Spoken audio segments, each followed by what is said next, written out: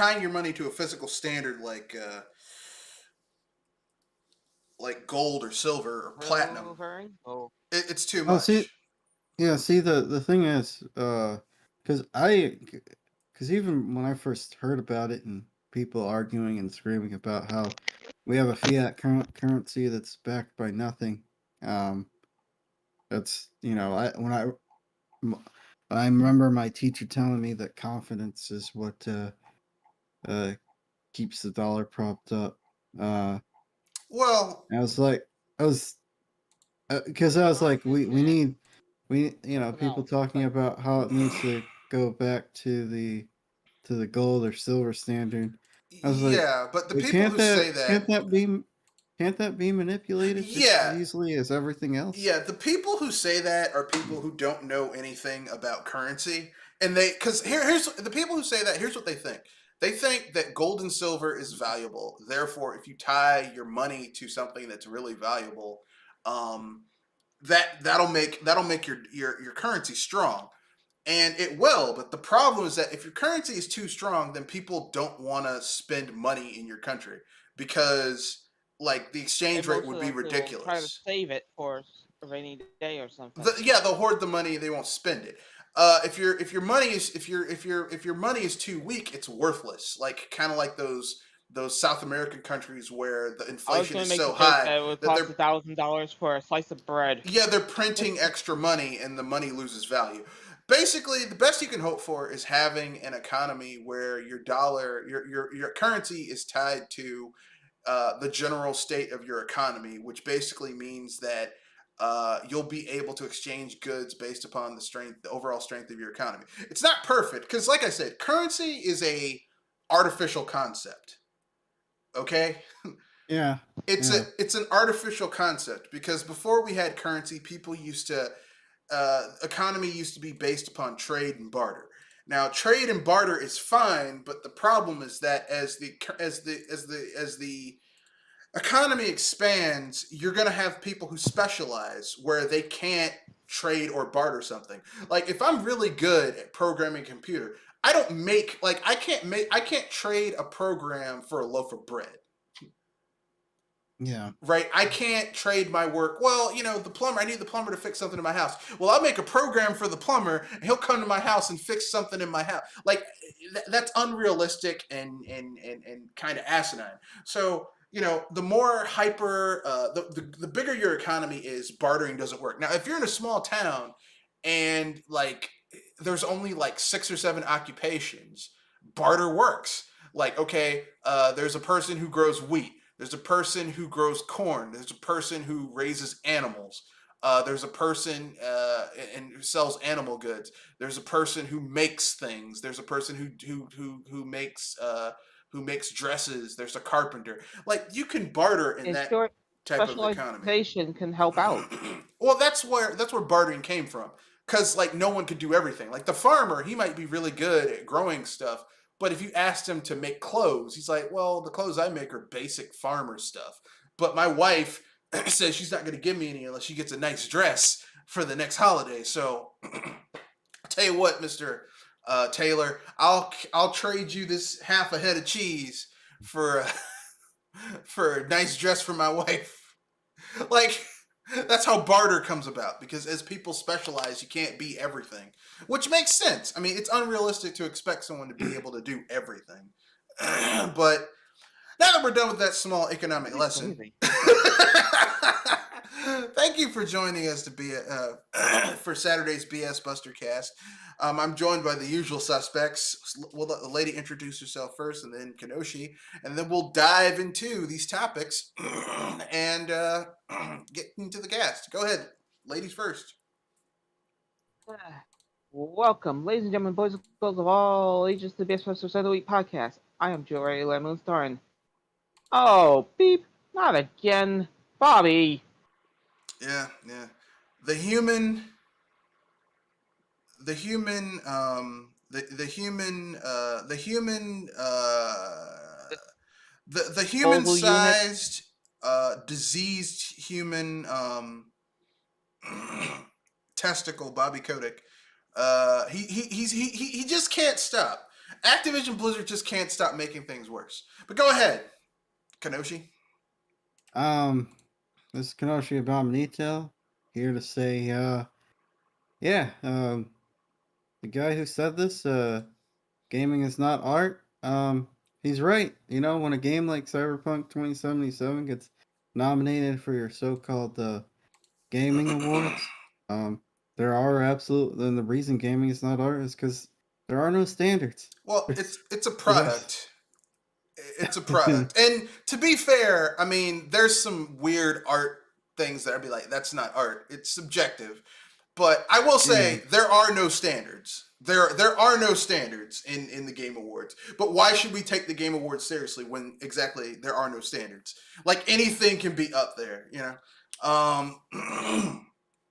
Like that game made by Hideo Kojima where you just walk around. Yeah, I mean, Ending. I was apparently Famitsu gave it a 40 out of 40 when they reviewed it. And the reviewer reviewed it because he was in the game. And it's like, well, that seems like a conflict of interest. Yeah, you know, it's you know, it's look, man. Like gaming is a product. Okay, it's a product that people have an incentive to sell because they want to make money. And once money taints something, it's forever sullied. But anyway, that's neither here nor there. Thank you for joining us. This is the BS Busters. We have a load of topics to cover. First one's going to be part 2 of our Game of the Year awards, focusing on best RPG, fighting game, beat 'em up, and action game of the year. Celebrating the 15th anniversary of the Wii. We're going to go over some Wii memories. More Activision Blizzard BS. Rockstar, Grove Street Games, and Take-Two's Poisonous Trifecta. And finally, nominating our A-hole of the week. So, with that being said, let's dive into it with part 2 of our Game of the Year. So, do you guys have a game that came out this year that you would consider to be your best RPG of the year? Ooh. Probably because I just started playing Tales of Arise, so I don't really have much of an opinion on that. But I guess the game I would say is name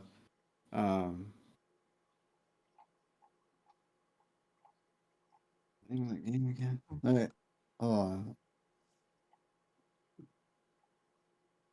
Eastward. Oh yeah, That game is Eastward. that game feels like the love child of Earthbound and The Legend of Zelda. Like Link to the Past. If Link to the Past and Earthbound rented a room and had a really freaky Las Vegas weekend, and then 9 months later, Earthbound calls The Legend of Zelda Link to the Past and like, yeah, I had a baby, it'd be Eastward. yeah. And some people might say, oh, that's terrible. But really, like, those are 2 of my favorite 16-bit games of the 16-bit era. And them having a baby, like, what would that baby be? Eastward. Yeah. Eastward's really good. Jewel, you have a nominee? You guys already took mine. Eastward. Oh, Lord. Oh, I can't believe. Okay, so and this is from somebody that that is an RPG fan of sorts. And if anything, I'm definitely not giving it to 2 certain games because of a ripoff. But my close second would be The Ruined King. Yeah, The Ruined King is good. The Ruined King, I've been playing it, and I'm like, this shit is better than it has any business being. Like this, like, you know, had this been handled by a different studio, it probably would have just been some bullshit. But really, The Ruined King plays like an unofficial sequel to Battle Chasers Night War. Yeah, I mean, it's made by the same studio. Riot Games are, they're going about this eggnog, branching out their franchise, right, by giving it to companies who know what the hell they're doing when it comes to those various genres. Yeah, not just throwing some shit out and saying, "Hey, make this." So my game of the year is Yakuza Like a Dragon. Now I'm not surprised to hear that one. This came out on PS4, but it came out on PC in 2021, and I've been enjoying it. The Yakuza games have actually be as refreshing Yakuza game and What was the movement game and again? so- Sorry. Yakuza Like a Dragon. Oh yeah, that game looks interesting. Well, I mean, it's basically like if you took the gameplay from what's it called? Dragon Quest XI, but then put it in a modern setting where your main character is a Yakuza guy and your party members, like your job classes are like, hostess and chef and like bodyguard, stuff like that. That's this game. But yeah, this is my my game of the year. So for my RPG of the year. Not my game of the year, my RPG of the year. It's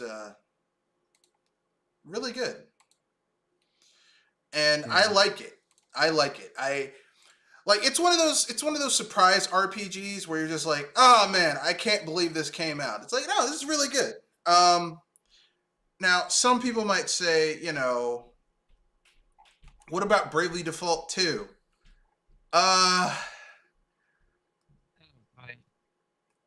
I have that game on PC. Really? It originally came out on the I was gonna Switch. say. But Bravely Default 2 is too grindy. Like, it's grindy to the point where it's like this is it gets ridiculous. So I can't in good faith say this is the best. Does it still have the same options as the first game, where you can kind of? Yeah, you can adjust your difficulty. Yeah, you can do all that. It's still really grindy. Like, if you want to master a job class, you got to earn like 999 JP or 9,999 JP for some of the more advanced jobs, and that's just ridiculous. Yeah. Yeah, I can see that. So I can't in good faith say that is game of the year material for me. For some people, that's good, but I just that's too much. That's a bridge too far. Some people say, "Well, what about Metopia?" No, that's a re-release. I was gonna say, as much as I enjoy Metopia, I can't recommend that. As in, since it's a re-release and all. Well, it's a re-release that they charge $60 for. I'm like, come on, man. A game that when it first came out was like $39, and now they're charging $60. Come on. Yeah, I mean, it's an alright game, or rather, it's a fluff game, but it's not worth that much. No. The $60 price tag on it is just like, if it was like 40, even if it was 50, I'd say that's a little high, but I can understand it. But it being 60, I'm like, come on. It's not a $60 game. Fighting game. Best fighting game of 2021. First off, let's try to be obvious and be sure we don't aim at Street Fighter. Well, Street Fighter didn't come out this year, so it's a moot point. Guilty Gear Strive. That game is great. I agree. The new Guilty Gear. Yeah. The only knock I'll give it is it takes so long to start the game, like, because it has to connect to the servers and stuff. Yeah, like, the always online is just kind of like, come on, man, don't do this to me. Why? Well, I mean, I can understand a fighting game having online servers because I think that game has rollback netcode and it has to connect to the server that hosts the on their end. Like the rollback netcode is on their end, so it has to be connected in order for them to really utilize it to its best potential, I guess. But yeah. It was. You guys with Guilty Gear, so Guilty as Gear. much as I'm gonna grind my things about this one. My second choice might be the all Nickelodeon All Stars. Well, Nickelodeon All Stars has a lot of heart, but like the problem with that is that the I publisher, said I might. yeah, the publisher cheaped out on it. They went cheap because I mean, Oh how? yeah, they went really cheap. I mean, like I said, the core gameplay is actually really solid. The problem is that they went really, really, really, really cheap with the with the characters. So like, how could you have these cartoon characters and they don't have any voices? Yeah. It's weird. It's weird, but you know, it is what it is. But yeah. Beat 'em up.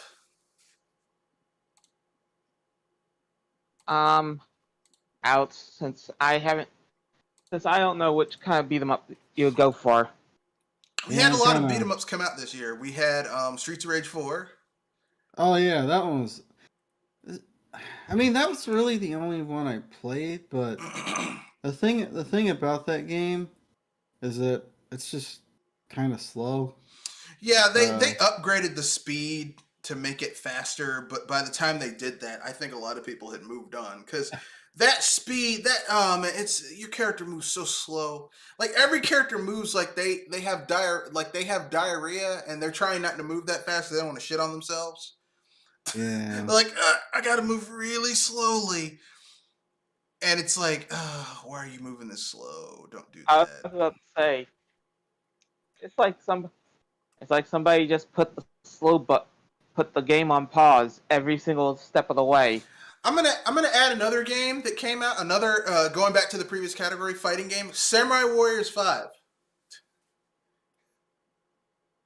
Samurai Warriors. 5. You know that game that came out in the Neo Geo, Oh yeah, that came out. Oh. Yeah, I played that game. that sword fighting Oh. game with the cell animation. Yeah, Yeah, that game. I played that. That one was okay. It's not quite as good as previous games. I'll say that much. No, But- yeah. No, my beat 'em up of the year, is No More Heroes 3. Because basically that's a beat 'em up. Yeah. So for me, that's my beat 'em up of the year. Game that lets me go around beating the ever living hell out of people as Travis Touchdown. Yeah. Just hey, I don't like you. Let me kick your ass. Yeah. I'm just gonna beat the shit out of everybody because that's what I do. Oh, okay. So that game's actually pretty decent, huh? I mean, look, man. It's No More Heroes 3. If you played No More Heroes 1 and 2, you should know what you're getting in this one. But I like No More Heroes 1 and 2, so you know, it's a 3D semi-open world beat 'em up where you go around beating the shit out of people. You know, Yeah. I mean, no more, no less. It's basic, it's to the point. Doesn't ask you too much, you know, isn't trying to,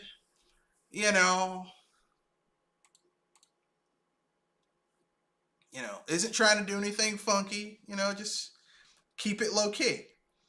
Which brings me to the next category. Once Joel gets back, I guess she'll add hers. Action game. Best action game of the year. Best action game of the year. Let's see. I had a lot of action games. Name out some of the action games that have come out. Psychonauts 2. Oh, okay. Marvel's Guardians of the Galaxy. I'd definitely give it the Psychonauts 2. Fist, Forged, and Shadow Torch. There's a lot of action games that came out this year. Origami 2.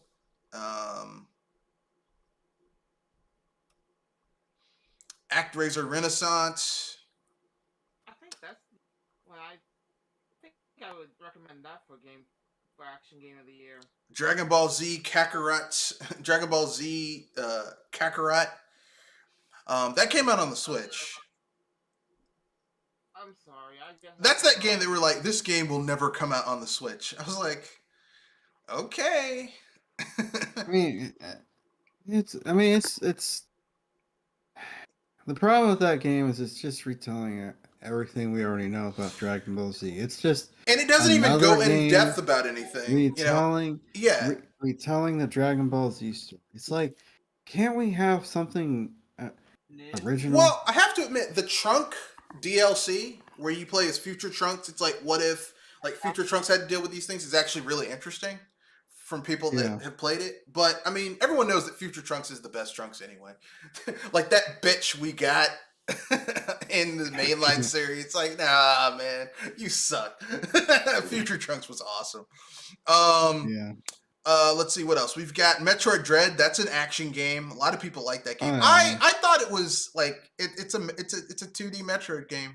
But a lot of people really liked it. So I think it's just because the Metroid game, at least. I mean, we haven't had a new Metroid game since 2005, 2006. You know, crazy. So if you wait, I mean, if it hasn't been that long, like it's kind of like if you hadn't had chocolate cake for like 15 years, when you finally had another slice of chocolate cake, it would be like the best cake ever. But in hindsight, it's just a plain Duncan Hines chocolate cake. Metroid Dread is like, having played it, I don't feel that it's like all that in a bag of chips. I think it's competently made. The story is still kind of a mess. The gameplay, I mean, a lot of the gameplay aspects are just taking what they did in Metroid Fusion and upping the ante. Like, because in Metroid Fusion, being hunted down by your parasite-infested armor is terrifying, because now you get to see how it feels to have Samus Aran after your ass. So they upped the ante in Metroid Dread and gave you 6 that are after your ass. It's like, okay, so you're just adding more instead of evolving the gameplay formula. So it just kind of, it's, you know, it's not terrible, but it's not like, oh my god, this is the best game ever! I was just saying, it's a good game. It's not the best, but it's at least a good game. I mean, I would say Metroid Fusion is better, just because of the atmosphere and what they were able to do with on the Game Boy Advance and stuff like that. To me, I know some people will disagree. I wouldn't disagree with you on that. I mean, we've had a lot of action games this year, but I'm gonna have to go with, for me personally, Psychonauts 2. I'm not surprised on hearing that one. Oh yeah. Psychonauts 2, definitely the game. Yeah, that game is really good. It's one of the few games that, you know, took 10 years off. It was more than 10 years off. Took a while off. Came back. Pretty good. Yeah. Pretty good. Yeah. Not a lot of games can say that. And it gives you what you want. Psychonauts 2 gives you exactly what you want.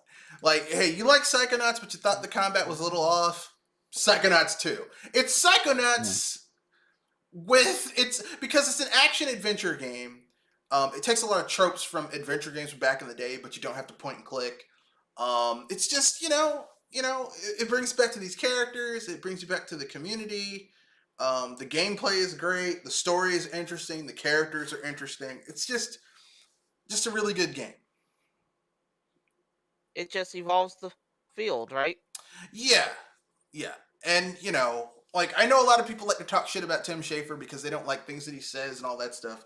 But whether you agree with his politics or his questionable humor sometimes, the man is really good at designing games. Yeah. And, like, no Double Fine game have I Double Fine as a studio makes good games. Like, no Double Fine game have I played where I was like, this game sucks. I'm like, no, everything's pretty good. Even if a game doesn't take off commercially, their games are good. Like, Stacking is good. Those 2 games where you play as the little kids doing trick-or-treating on Halloween are good. Headlander is good. What? Costume Quest? Yeah, the 2 Costume Quest games are good. The adventure game that they had to split into 2 because they ran out of money. Those are good. Like, every game that they make, I'm like, these games are good. Like they're legitimately good. What holds back Double Fine is they kind of run out of money sometimes. And now that they're under Microsoft, they actually have a budget so they can actually make their games, which is good. But yeah, the action game of the year, Psychonauts 2. So we will do part 3 Wednesday of our Game of the Year awards, where we will focus on best indie game, best MMORPG, best remaster of the year, and best surprise game of the year. And then we'll put them all against each other and do figure out the game of the year. Yeah. And it will be by the people like us, and it will not be just 10%. Well, I mean, not really, but I mean, heck, it'll be people who actually play these games and actually have some concept of what what constitutes a good game, not just something is commercially viable. So with that being said, let's move on to our next topic. Sorry, I couldn't help but make a jab at those guys. Well, I mean, it's a special club, and it's Jeff Keighley's little thing, whatever. All I'm going to say is this. Jeff Keighley, in one interview, destroyed the Xbox One. That was great. So all I'm going to say is this, man. You destroyed an entire... Like, Microsoft never came back from that. With one question. Jeff Keighley. I mean, I don't know if he's an evil villain or what, but Jeff Keighley... Phil Spencer was the Undertaker for that generation. He was just trying to make it look pretty before they buried it. Yeah. Well, Don Matrick, if you watch that interview, there's a moment where Don Matrick, you can see the look on his face where despite his years of being a corporate CEO, where he knew he fucked up and he tried to fix it, but it was too late. It's like, well, you fucked up. He must have seen the look on Jeff Keighley's face, like, I can't believe this motherfucker said this live on TV. Because he knew he fucked up. Like, they should have had a black dude pop up with a wife beater with a mustard stain on it, eating a chicken wing, a fried chicken wing, saying, hey, man, you just fucked up. You fucked up. You know you fucked up, right? But, yeah. That would be teabagging insults. Yeah, Don Matrick has a serious ego issue. Like, he likes to name drop people he knows, like famous people. It's like, man, no one gives a fuck. If that's his ego, what's his alter ego? Well, that's an ego issue. Like, someone starts dropping famous people they know. When I'm playing hockey games, I play hockey games with Wayne. It's like, man, fuck you. Don't nobody give a fuck who you know, dude. Like, apparently that's one of his personal character flaws, is that he loves name dropping people, famous people that he knows. But enough about that. It's time to talk about something that's even better than that. I wanted to celebrate the 15th anniversary of one of the most important consoles of all time. Not just for gaming, but not just for Nintendo, but all gaming. Now, it has the silliest name of all time. Yeah, this is the highest selling home console Nintendo ever produced, and it is the Wii. That we would like to play. Yeah, had great marketing, great games, released first in America, and then it released in Japan. The first year of this game's life cycle, you could not find it. I was lucky that I got mine from a guy who stood in line and bought one. I paid him $350 for it, and you paid somebody $350 for something that was already bought. Well, it was $250, but I also got 2 games with it as well, so that was a good deal. That's a good deal. Yeah, it was a good deal. Plus, it was the deluxe set that came with like all the little extra accoutrement, all that extra shit. So I got a good deal. He stood in line. I didn't have to be out there and get the shit. It was my first year of college, and I was like, I don't feel like doing a lot of extra shit. No, it was my first, 2006, second year of college. And I was like, I don't feel like being out there sitting in line because I've never been one of those people. I'm gonna camp out and wait for the new console. Fuck that shit. I am not that type of guy.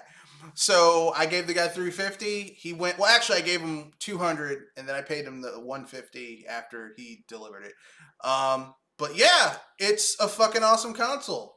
Nintendo basically, the Wii was Nintendo's hard pivot away from competing with power against Microsoft and Sony, because they tried to compete with power with the N64 and it didn't work for them. They tried to compete with Don't you mean power. the GameCube? No, the N64 was more powerful on paper than the PlayStation. PlayStation? Yeah, it was more powerful than PlayStation. The problem is that it was using cartridges, which meant that the amount of data that you could put on a cartridge was significantly less than the amount of data you could put on a CD at the time. Like you could put like 700 megabytes on a CD at the time. On an N64 cartridge, you were lucky if you got like 50 or 60 megabytes. Maybe I think the largest cartridges maybe were 100 megabytes.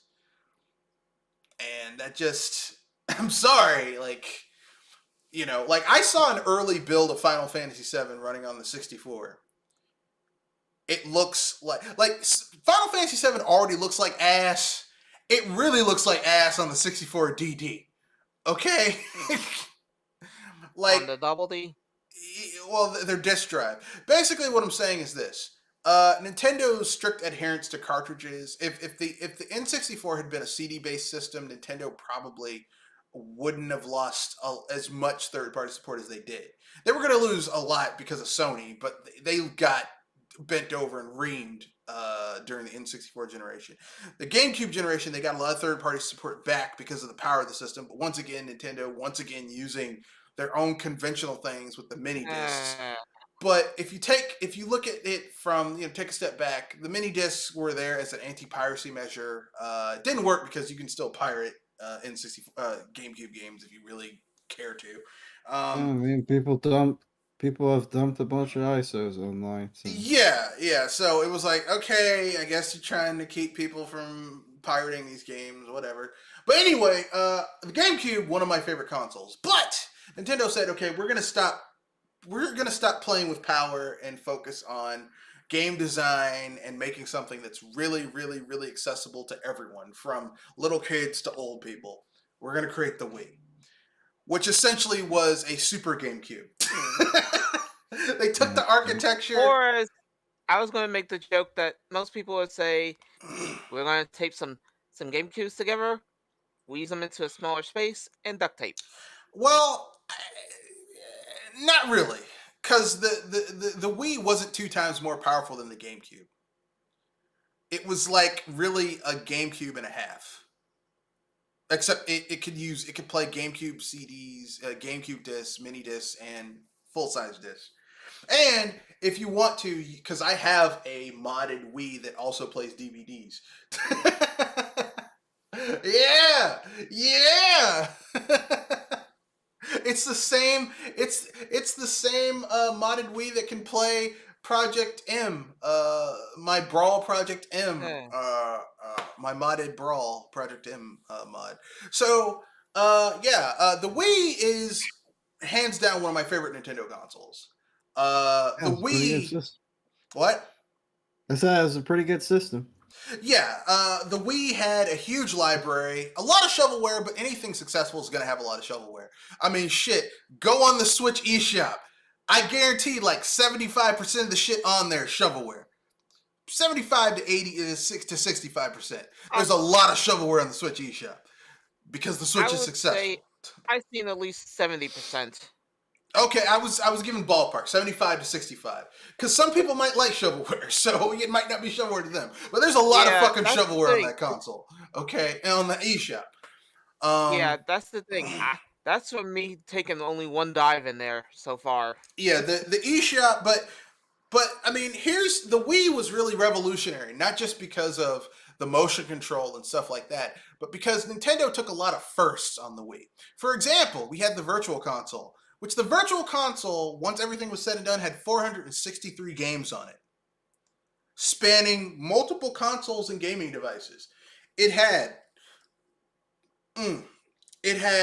NES games. I think they had like 100 over 121 NES games, 93 SNES games, like 63 Sega Genesis games, like 40 something Master System games, a ton of Neo Geo games, a ton of TurboGrafx 16 games. That's 6 consoles right there, plus Commodore 64 games as well. So that's 7 game devices, a total of 463 things that you could buy, play whenever the fuck you wanted, and you didn't need an online connection. Now that makes that 39 or 43 or whatever fuck many games they have on their Nintendo Online library on the Switch look like shit, because it is. Yeah. Now, that's awesome. And for a lot of people, like the Wii got a lot of people who were lapsed in gaming back on board. They had 21 N64 games on the system.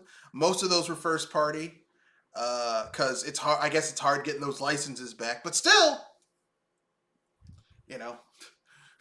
more than they have right now. The Wii had a lot of Dynamite first and second party exclusives. It had one of the most diverse libraries I've seen on a Nintendo console for years. Like, you had party games, you had RPGs. Not a lot of RPGs. You would think there would be more RPGs on the system, but there were some good RPGs on the system, like Last Story, Apuna, Xenoblade Chronicles. It launched with Legend of Zelda Twilight Princess, and it eventually got later on Skyward Sword. Now, I don't like Skyward Sword, but a lot of people do, so there you go, Skyward Sword. It got the Metroid Prime trilogy. But before it got the Metroid Prime trilogy, it got the third game in the Metroid Prime collection, which was Metroid Prime 3 Corruption, which is like my favorite game in that series. Because motion controls make the Metroid Prime games so much more fun to play versus trying to do that shit with a GameCube controller.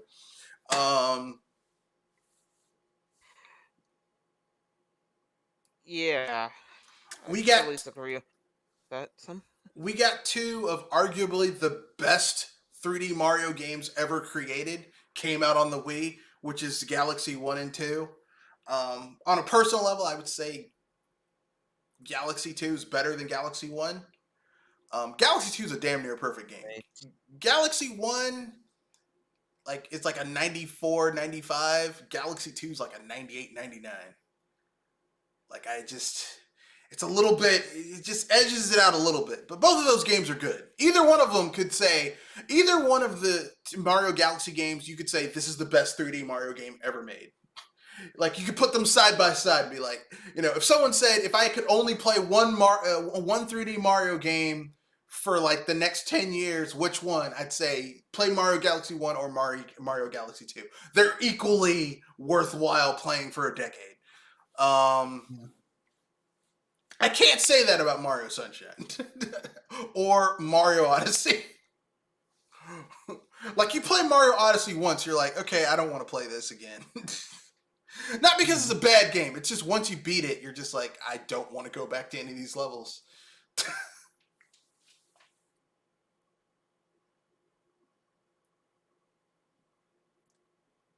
But, tis what it is. So with that being said,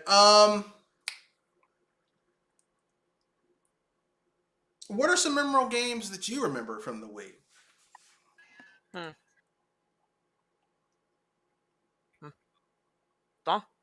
Donkey Kong Country Returns. I remember that at least, but I also know I played some of the Wii Sports, and what was it? I know. I think everyone played Wii Sports on the Wii, though. That's mandatory if just, you owned a Wii to play Wii Sports. yeah, I'm just trying to recall because I know okay, I was trying. It's just that it's at times hard to find some of my games. Hmm. Um, the one thing I do remember, I did play Super Mario Bros. Wii, and it wasn't bad, at least to me. So, so then again, the Wii was kind of a flash to me in a sense when it comes to games. They were fun, but it's hard to remember at times. All right, Kenoshi. Let's see. No More Heroes 1 and 2, Sonic Colors, Donkey Kong Country Returns, Zelda Twilight Princess, Oh yeah, Wii Sports Resort, yeah. and I never got into Wii Sports Skyward Sword, which was it's kind of a mixed bag for me. I don't know. I haven't got it on the Switch, and I still can't. Still have trouble getting into that game. Yeah, yeah. Let's see what else.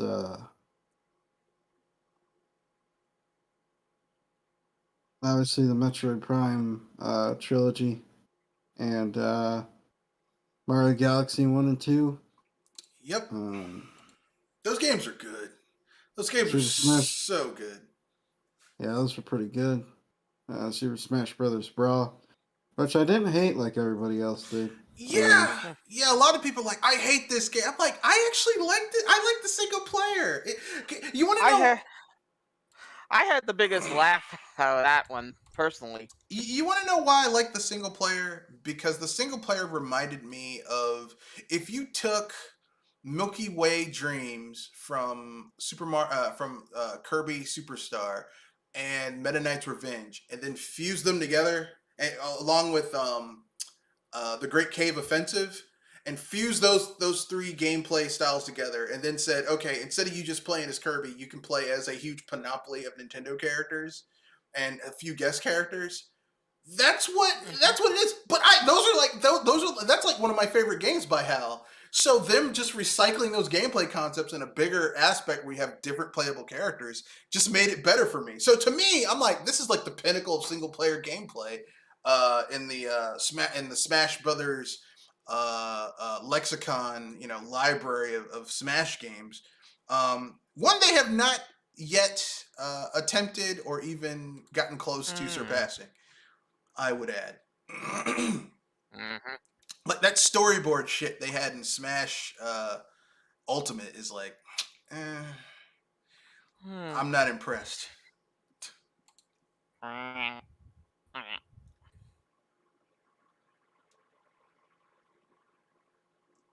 But any other games where you're just like, this is insane on the Wii?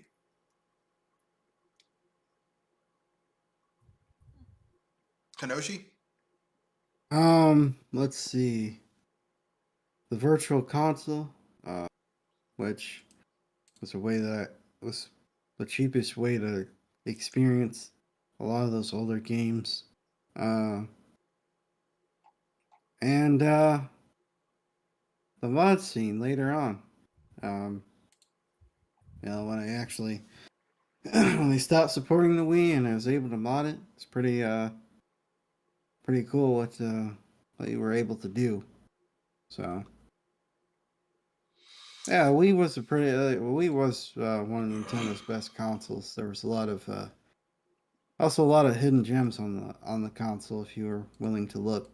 Yeah, if you could dive through the because there was a lot of shovelware because it was a successful console. So if you could get past the shovelware, there was some really good stuff on that system. And I know some people are saying, well, third parties didn't put good. No, there were some good third party games on the system as well. It wasn't just all Nintendo.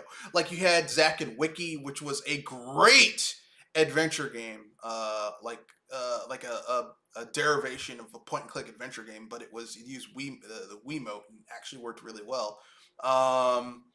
You had Red Steel 2 from Ubisoft, which was great. You had Apuna that was from Tecmo or Kimco, one of the two, which is an Mhm. RPG.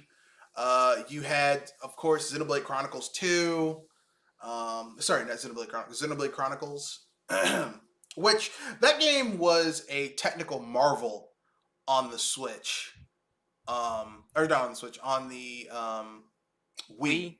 because people thought that the Wii couldn't handle these huge open world JRPGs. And then Xenoblade Chronicles comes out, and you're like, oh no, Square Enix and all these companies just don't want to Oh, put the that's game on right. the I system. remember one. I remember one last other game I had. Last Story. It kind of threw me off my game for a while, but I did try it. It was not bad. Yeah, I remember playing Last Story and like saying like, it's okay, but it's not what I was expecting from Hironobu Sakaguchi. Yeah, I Like said I it was wasn't expecting bad, but better, it but doesn't. But it doesn't kick. But it doesn't kick that RPG itch for me. no, I would say that the best RPGs on the Switch, the best RPG on the Switch, I would say would be Don't you Arc mean the Wii? Rise. Sorry, on the Wii was Arc Rise Fantasia and Tales of Graces, which was supposed to come to the U.S., but Namco Bandai fucking squashed the localization in the U.S. So if you want to play that game, you had to play it on the PS4, the PS3, unless you wanted to import it from Eurasia and play like a 50 hertz version of it, which actually made the fighting easier because it was in 50 hertz and ran slower. Um, let's see what else. But I have to say the best RPG on that system, in terms of just scale, was Tales of sorry, not Xenoblade Chronicles.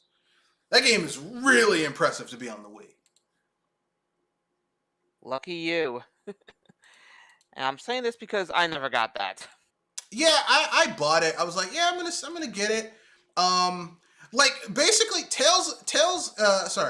Xenoblade Chronicles really kind of makes you kind of shit on the later, like Xenoblade Chronicles 2, because there's so many features in Xenoblade Chronicles that are just missing from Xenoblade Chronicles 2, like the ability to put different outfits on your fucking characters.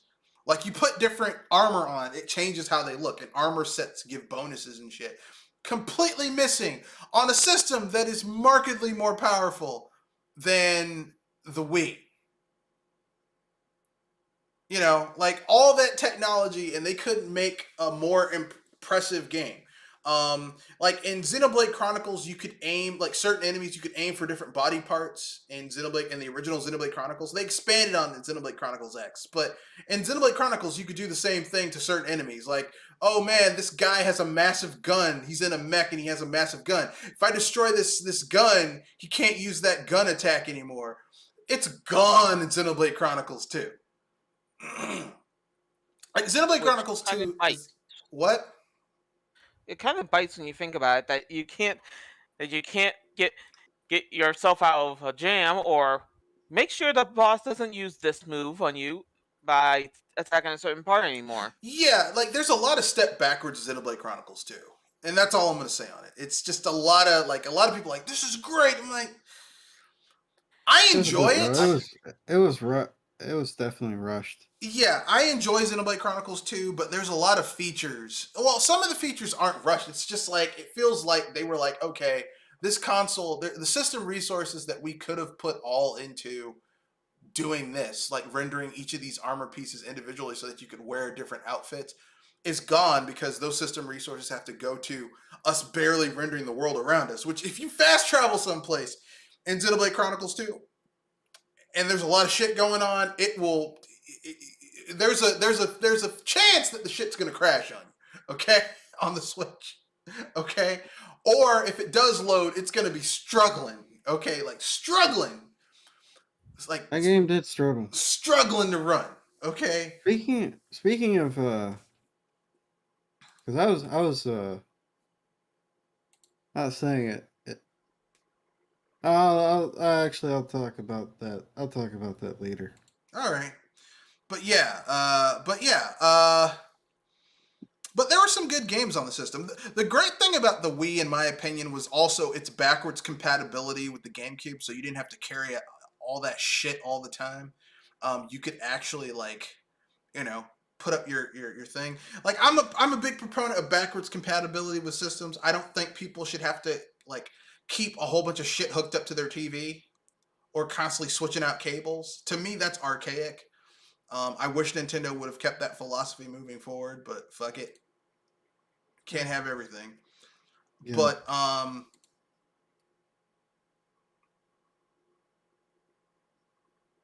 overall, like I said, the Wii is my favorite.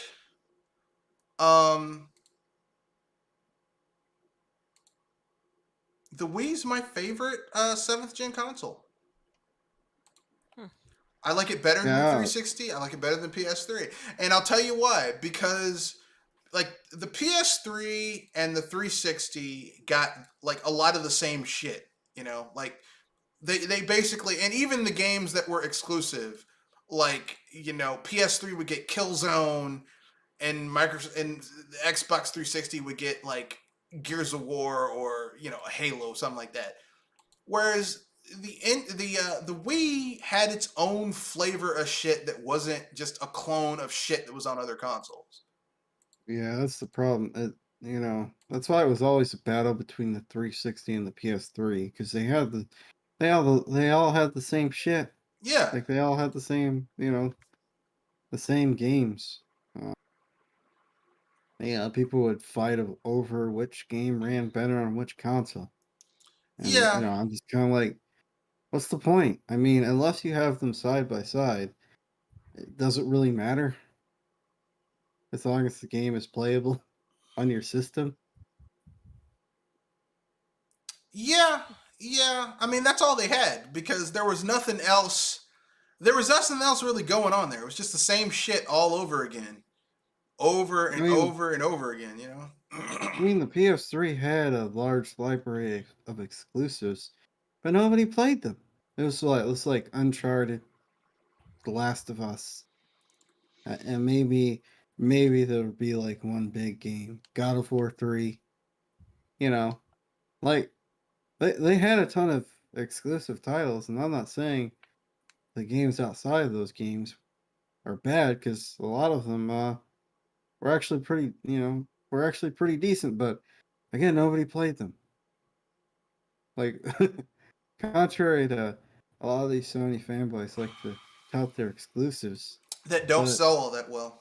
They don't sell. Yeah. Nobody plays them. Like Ratchet and Clank Rift in Time. That game has not sold well. Not because people don't want to play it, but because people can't get PS5s to play it. But even if it did, Sony first party really doesn't sell that well.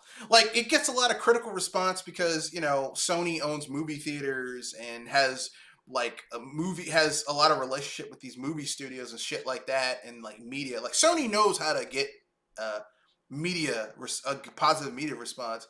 But when you get down to the brass tacks of sales, it's this doesn't, the Wii, like I said, the Wii was outselling both the PS3 and the Xbox 360 when it came out, 2-3 years into its life cycle. It was kicking both their asses. No one talked about it. No one took the system seriously, which is sad because, like I said, there were games that came out on that system where it was this is, they actually put some effort into this shit.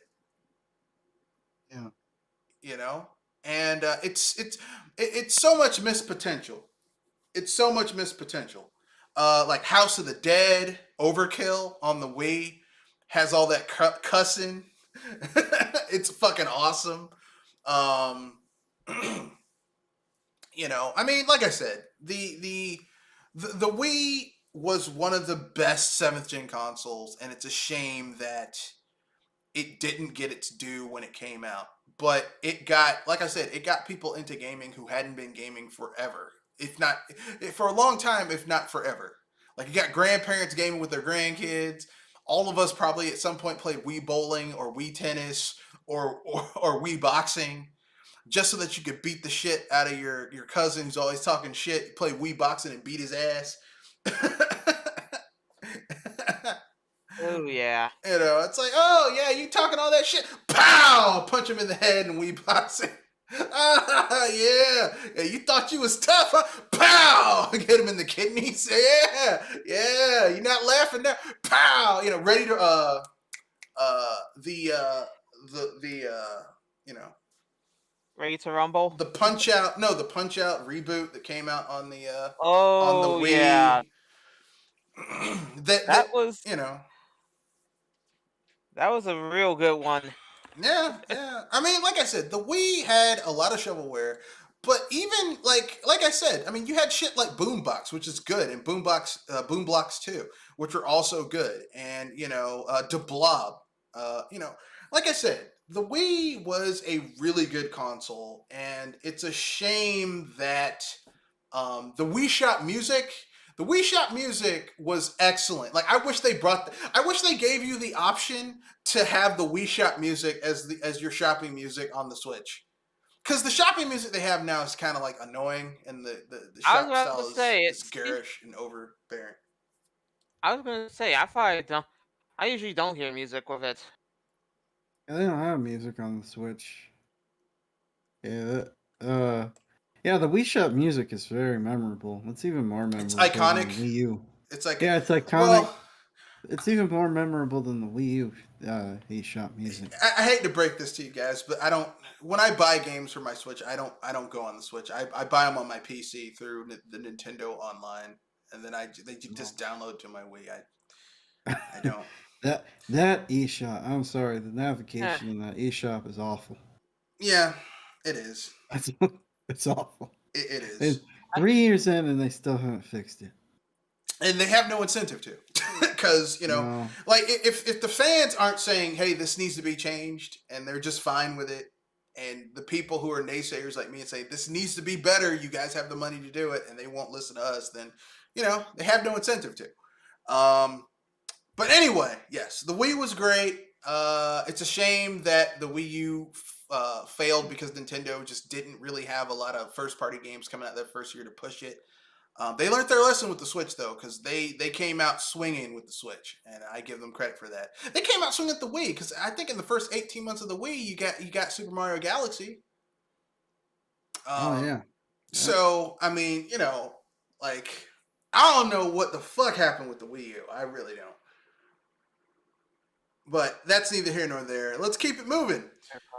More Activision Blizzard BS. Now, Oh, not again. allow me to categorize this before people get angry. So that people know what's going on. So essentially, the rumor has been for years that, well, only the Blizzard part of Activision Blizzard was doing all this fucked up shit. Wrong. Wrong. This has been an issue in both halves of in Activision long before Blizzard was acquired and merged with Activision Blizzard. This is a Bobby Kotick problem. Examples of this was a case where Bobby Kotick was on a privately chartered plane, and one of his companions got rowdy with a stewardess, and she complained about it, and Bobby Kotick basically threatened that he would destroy her or have her killed. Wow. Yeah, Bobby Kotick's a human piece of shit. he looks pretty... like a testicle with a hair that had a hair implant done to cover up his baldness. That's a little too polite, Red. If that's too polite, you'd hate to see me being rude. But and that's just one case. This was someone who didn't work for him. Okay, this is someone else. When he was asked to respond to this, he said, "Well, there's nothing I could have done against her because she doesn't work for me." I was just fucking around. Which just goes to show how much of a human piece of excrement Bobby Kotick is. But yeah, these issues have been going on for a while. Him making rude, lewd comments to female employees.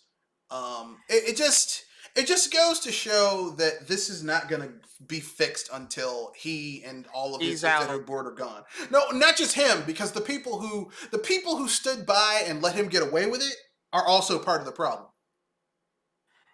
I was going to say that until he's out, and then be sure that everything that that's connected to him is out. It's kind of like this, right? If like 70 years ago you lived in a town where there was maybe like 800 people who lived there and 50 of them were members of the KKK, but if 50 of them were members of the KKK, but their neighbors knew they were part of the KKK, it didn't say shit, they also share culpability. Not to the same extent, but if you see someone doing fucked up shit and you don't say anything, then you share part of the blame. Not to the same extent. You know, like if I see someone getting robbed, I don't share the same extent, the same culpability as the person who's doing the theft. But if I don't say anything or, you know, do anything or even say, hey, that's fucked up, stop doing that, then I share some of the societal blame for it. And so I can't in good faith say that only Bobby Kotick needs to leave Activision Blizzard. I was saying that at the least he needs to go. No, all of them need to go. All of the executive board needs to go. Yeah, I said the least that some people could do to make a start or something is to get him out. Though, I wouldn't mind seeing the rest of his company go with him. It's just that if anything, I just want to start. I just want somewhere to start to heal with this company. No, this isn't something where you can just heal from it. This is something where surgery has to be done and shit has to be removed before healing can begin. But anyway, yes. And what sparked this was a Wall Street Journal article that came out last week where it was discovered that Bobby Kotick, because I said this before, you cannot be the CEO of a multi-billion-dollar company and not be aware of shit like this, has known about this shit for years and been covering it up for years. So he has to go. And the people under him need to go because they also knew about the shit and did nothing. And the most egregious thing is that they have dedicated themselves to creating a fucking special panel, a special group made of board members who only report to Bobby Kotick to fix this issue.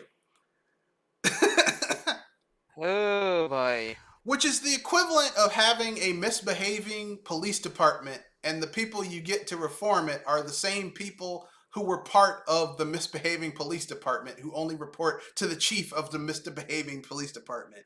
And people act surprised that Activision Blizzard is in the state it's in.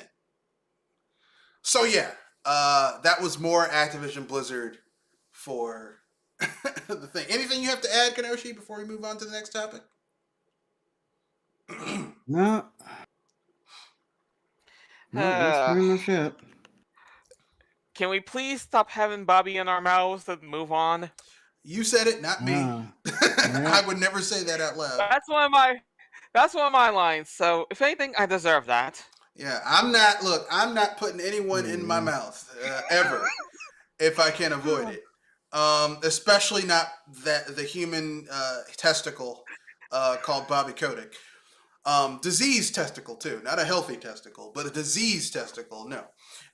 So with that being said, let's move on to our second to last topic, which is Rockstar, Grove Street Games, and Take-Two's Poisonous Trifecta.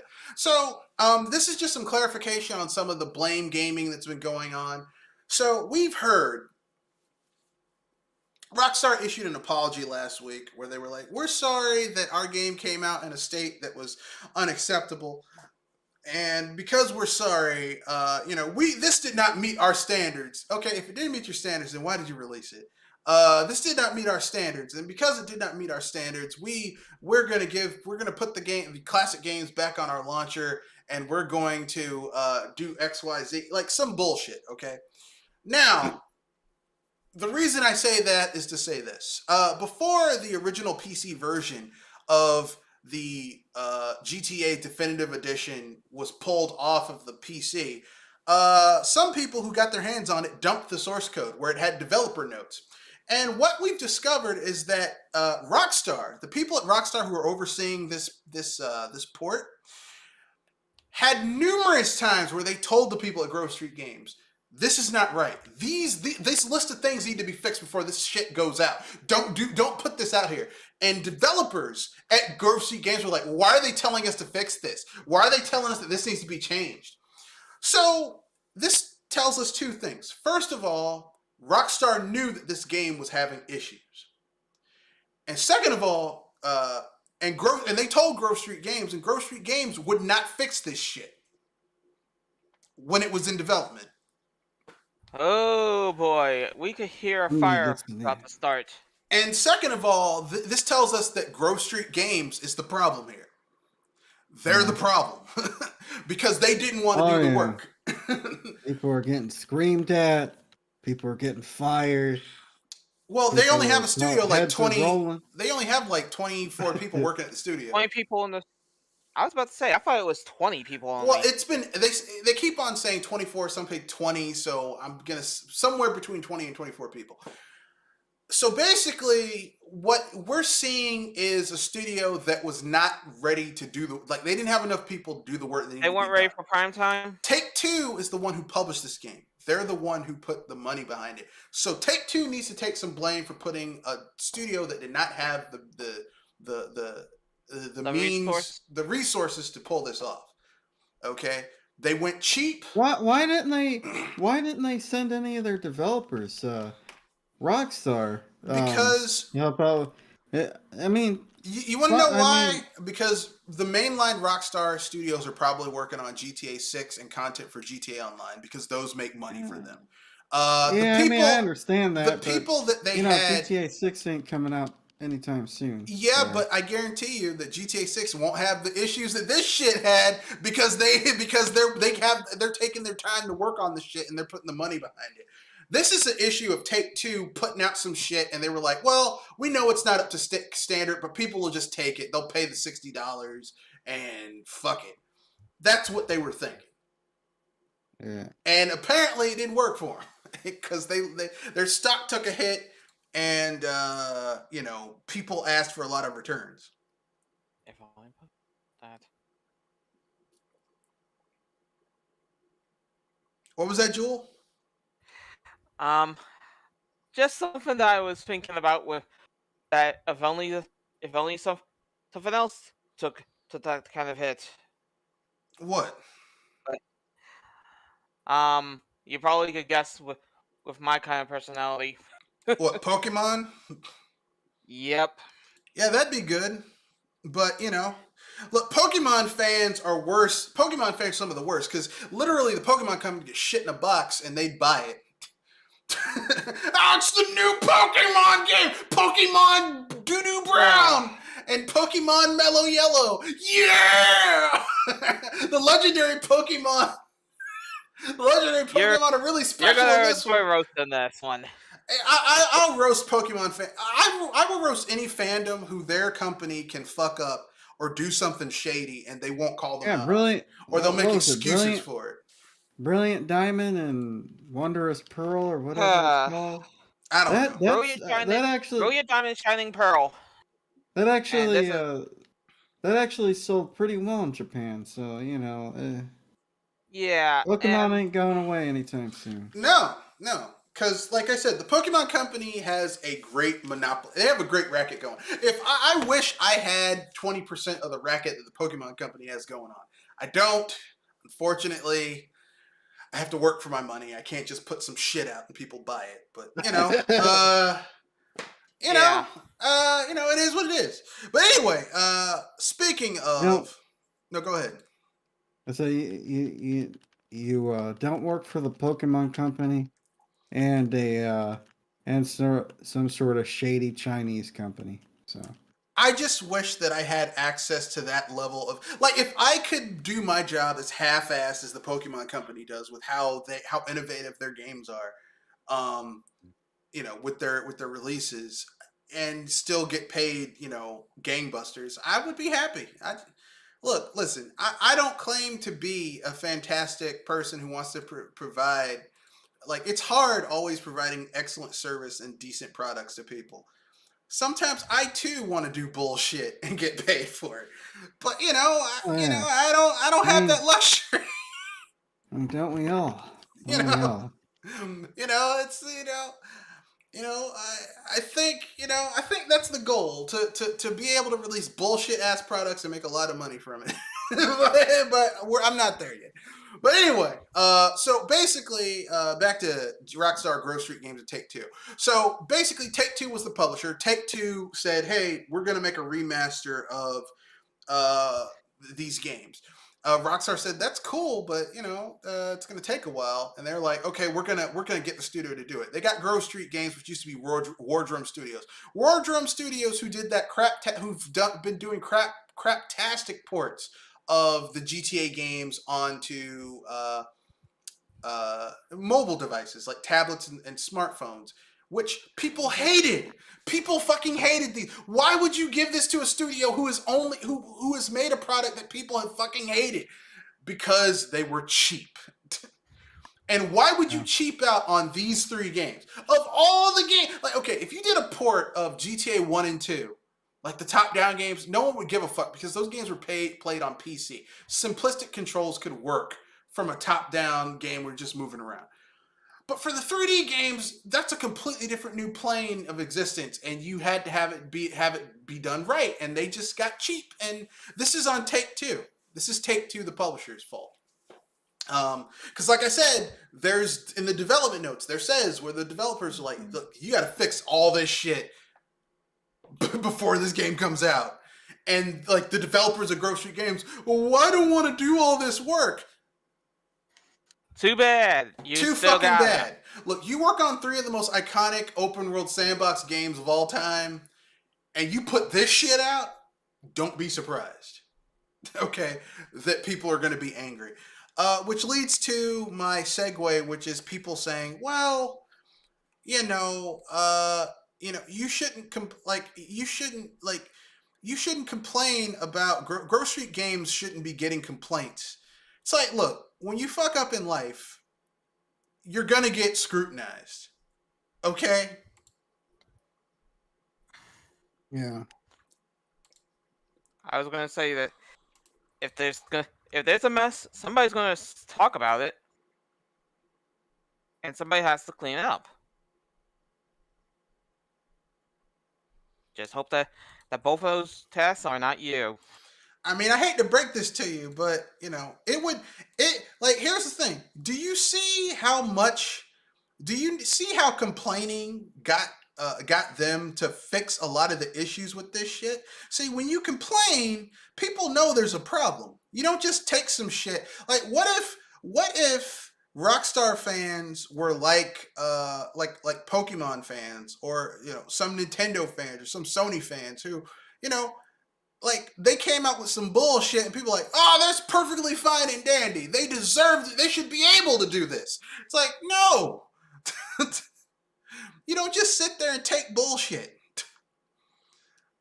So good for them. I'm glad that the squeaky wheel got some oil, some lube, so it's not squeaking as much.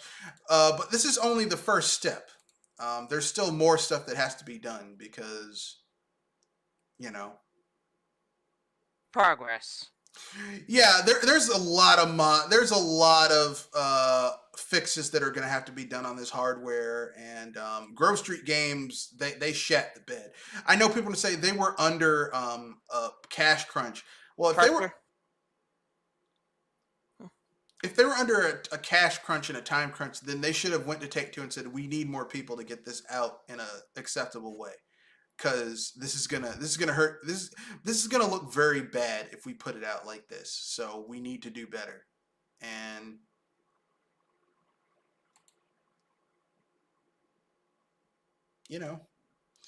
people being cheap. People always being cheap. I don't know why okay, you want to be cheap. Why would you be cheap with this? Like, that's where I'm like, okay, like, there's some things you shouldn't cheap out on because, as some people would say, you pay for what you get. You get what you pay for, right? Yeah. People, like, this would be like if Nintendo re-released Mario 64 and it was running like ass on the Nintendo virtual on the online library. Yeah. Like, I mean, it's basic, but you get the basic game as it was. But this shit where it's just some bullshit. I'm like, y'all put this out too. Like they put it out like they were doing some shit. You know, it's embarrassing. So I don't feel sorry for them. People are like, well, you should. Developers work really hard. Apparently, not hard enough.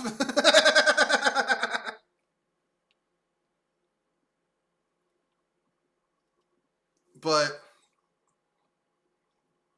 anyway, so anything else you guys want to add about this major line F up before we move on to the next topic? Final topic? I think we're good. All right. Okay, final topic is nominating our a-hole of the week. I mean, come on, it goes without saying. You know, the a-hole of the week is Bobby Kotick from Activision Blizzard. I don't think we can add anyone else to who's going to top that. You know? Nope. I mean, Rockstar, you're very far second. Yeah, Rockstar just kind of messed up. Just got cheap and just messed up. But this is. But Bobby, Bobby, Yeah. really? They were just greedy. Bobby Kotick is just a terrible human being. Yeah, and if anything, I already have a feeling that we'd be seeing. The worst thing is, makes me wonder how long we're gonna have to stand for having more Bobby on our list.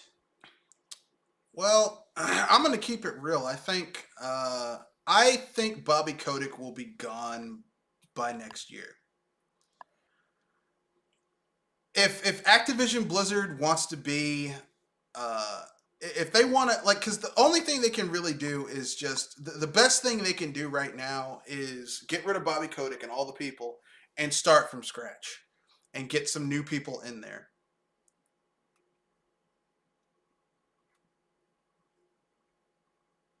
Yeah. Because I mean, like I said, the problem is Bobby Kotick himself and the people who are on the board. They're the problem. You know. Mm-hmm. Like you know that old adage where the guy's like, yeah, it's not you, it's me. It's not the employees. It's Bobby Kotick and the people who are at the top. It's the management that's the problem. Yeah. And like I said, Bobby Kotick, the man's been doing this shit for 30 years. Like really, he just needs to say, you know what, I'm done.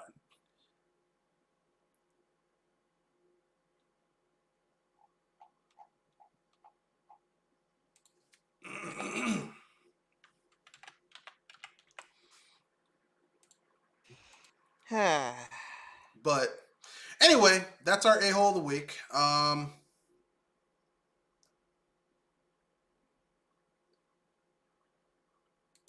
So anything else you guys want to add? Wasn't there something you wanted to talk about, Kenoshi? That you want to bring up? Oh yeah, I was playing Tales of Arise. And it was kind of weird because I was at the beginning of the game, and you know, there was an instance where I was like, where I was walking, it was only just a few feet away.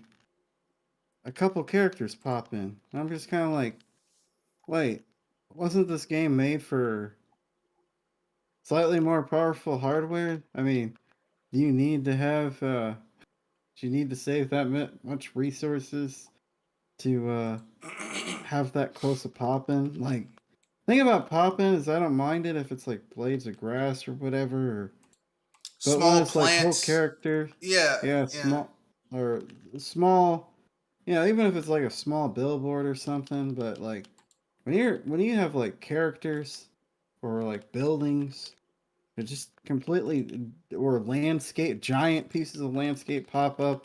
I was just kind of like, okay, that's weird. Come on, man. Especially on hardware that's more than capable of rendering a scene from a long distance away. Well, Like, that's kind of weird. You have to remember this game. They had to basically like the last 2 years of this game is when they really started working on it in earnest. So it was kind of rushed. Yeah. Towards the last little bit, and they just kind of like, because you can tell, like, there's a lot of gameplay aspects in Tales of Arise where it's like you can tell that they just kind of just threw some shit together, or Yeah. like something was created, like they created a gameplay system, they created a game system, like a system in the game, and it's not really well utilized, or it's just kind of there, but it's not really like fleshed out or anything. Like you can swim in the game, but it doesn't really come in that useful for most things. Or you can run and jump, but it doesn't really come in. Like, it's like, okay, that's cool, I guess. It really doesn't come in handy in sorts. Well, you can run and jump, but most of the areas you go through in the game, you're just going, it's like a corridor. You're just going from corridor to corridor to corridor to corridor, with little branches where you can go off and look over here, go off and look over there, which isn't bad, but I'm like, y'all hyped, like the graphics are gorgeous, but I'm still just going into little corridors. Yeah. I mean, and the thing is, everyone was like, oh man, this is going to change up the Tales formula. It didn't. It's still a Tales game. You're still some mysterious guy who somehow falls in love with some girl. Who, by the way, the only reason you fall in love with the girl is because your male character, is the only one who could touch this girl, because anyone else who touches her gets electrocuted. So it's kind of like, if she wants to do anything, she's gonna have to go with this guy. You know, it's like, you know, it's kind of like, well, by default, you know, this is all you got. You know. Yeah. Well, Yeah, the that's thing, kind of a step shot. the thing is, right? Amnesia has become such a lazy story mechanic.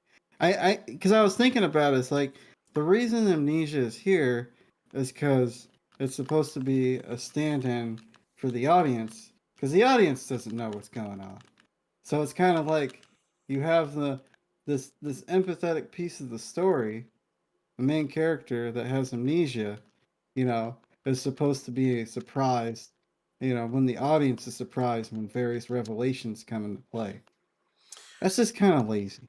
It's just become lazy at this point. Normally, if this game had come out 10 years ago, I would agree with you. But considering that over the last decade, like, a lot of games have moved away from amnesia for characters. You see it a lot in animes. It's still a big thing. But like in like JRPGs, like a lot of games have been moving away from, they lost their memory, and, you know, surprise, you're actually more related to what's going on than you might think.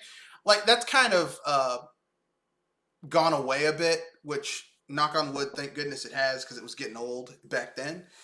So I can't say that bothered me that much, but hey, you know, to each his own. But I agree that the game is not as well optimized as it should be, and there's entire gameplay systems where it's just like, okay, this is here, but why? You know, like, why is this here?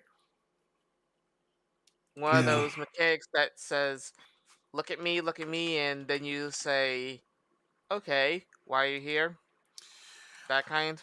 No, it's just they have gameplay concepts in the game that are there, but it's like, okay, like, what are you doing with this? Like, it's here, but what are you doing with it? Okay. Recently, I've been playing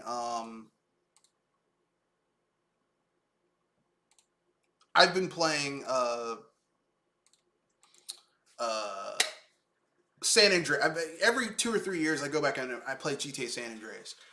And there's a lot of gameplay systems in GTA San Andreas, but almost all of them serve a purpose. You get what I'm saying? Like, for example, you know, like the driving skill. In the beginning of the game, driving sucks in GTA San Andreas. Like, you're going to be destroying cars, your turns are going to suck, you're going to drive like a maniac. But you can go to a driving school in the game and get better at driving, which makes your driving skills much better.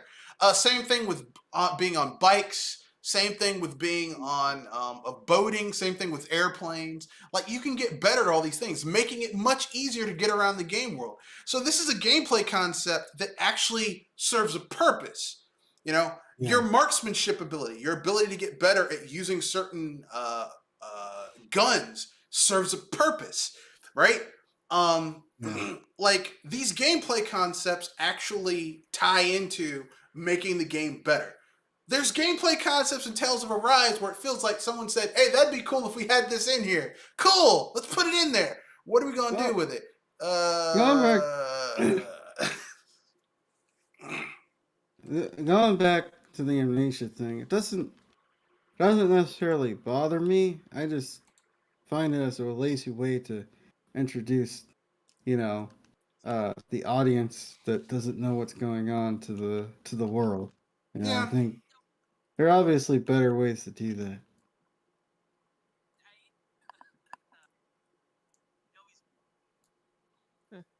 but that's my thing. That's my problem. Like that's my issue with Tales of Arise. It's like y'all got to do better than this.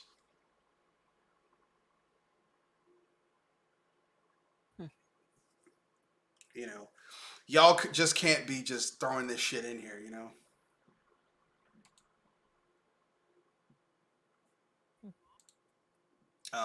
Like if you're gonna have a gameplay system, do something with it. Like if you're not gonna do anything with a gameplay system, then you might as well have it. You might as well not have it in there.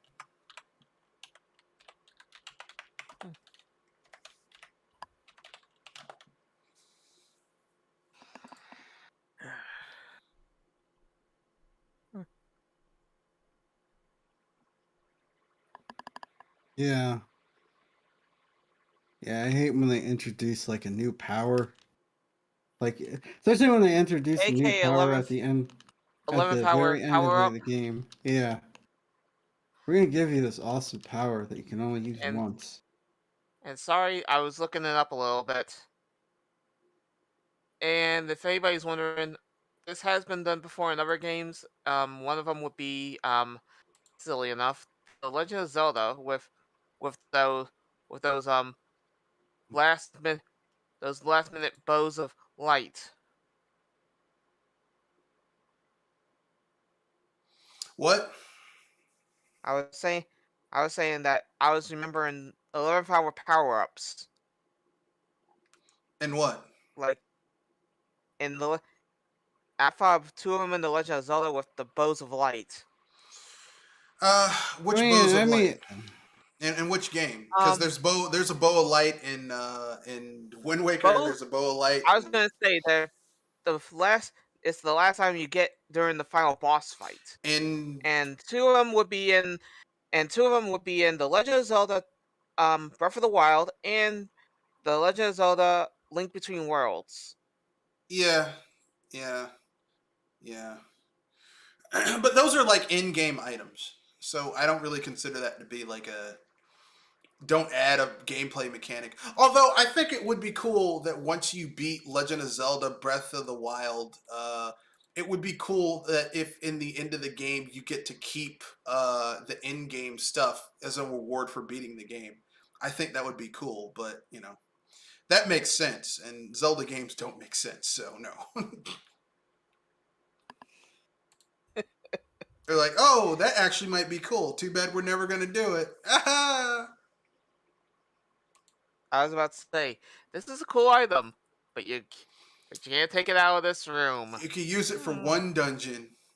Like in Twilight Princess, you get the Master Sword that's been infused with the shards of light, and it does extra damage to the Twilight and the Twilight infected soldiers.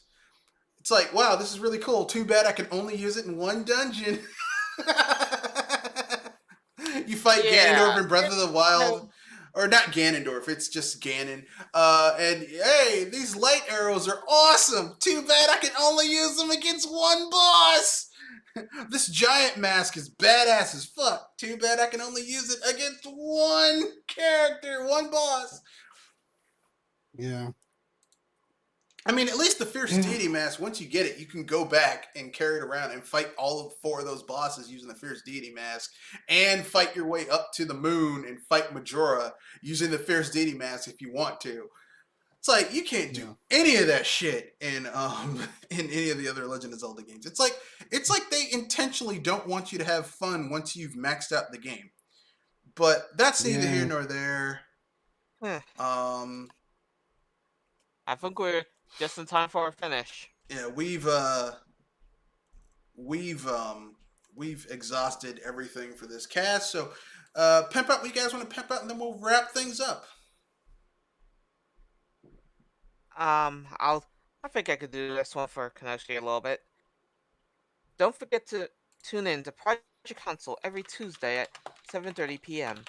Yeah, this week we'll be talking about the crack fiend gamer, how gamers are crack fiends, and how, we've been in the cycle of broken games for, since 7th gen, and I think we're starting to learn our lesson with Cyberpunk 2077, with the let's see, the the GTA trilogy, Battlefield 2042. Also be talking about the Game Awards, because heck, I'm not streaming them. We'll be going through the list of various categories and discussing maybe why this game should be on this list or why it shouldn't be on this list, depending if we played it or not. So yeah, that'll be next week. That'll be Tuesday. All right. And of course, Mr. Red Fox himself is going to be back again every Wednesday and Saturday at 7:30. That's right, where we talk BS Busters and all types of other stuff, gaming community stuff. So, with that being said, that's the end of the cast. Rate, comment, share, subscribe. Peace, and Hype responsibly, please. good night.